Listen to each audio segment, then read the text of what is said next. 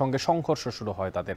আহত হয়েছে সেখানে অর্ধশত মানুষ। সকালে মুজগুন্নি এলাকায় বাস্তহারাজি কলোনি, সে কলোনির প্লট মালিকদের জায়গা বুঝিয়ে দিতে উচ্ছেদ অভিযানে নামে প্রশাসন। আর এই সময় স্থানীয়দের প্রতিরোধের মুখে পড়ে আইন শৃঙ্খলা বাহিনী।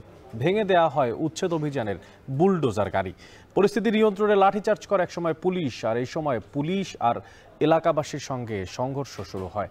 ধাওয়া পাল্টা ধাওয়া আর ইট পাটকেল নিক্ষেপে পুরো এলাকা রণক্ষেত্রে পরিণত হয়। এক পর্যায়ে পুলিশ পিছু হটলে সড়কে আগুন জ্বালিয়ে বিক্ষোভ করেন স্থানীয়রা।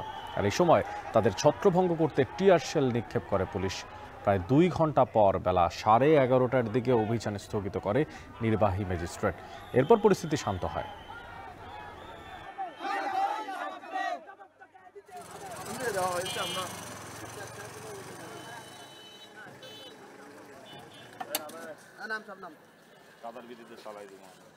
নির্দিষ্ট শিডিউল অনুযায়ী আজকে অভিযানটা পরিচালনা করা হয়। পরবর্তীতে সকালবেলা প্রথমে যখন আসা হয় তখন আমাদের ম্যাজিস্ট্রেট ওনারা উপস্থিত ছিলেন, তারা তাদেরকে ব্রিফ করে, আমরা ব্রিফ করি। আমরা যখন উচ্ছেদের উদ্দেশ্যে রওনা করি, ভিতরে যাওয়ার চেষ্টা করি, এর প্রেক্ষিতে তারা ইটপাটকেল ছুটতে থাকে এবং আমাদের অনেকেই আহত হয়। আমরা পরবর্তীতে ব্যাক আসি।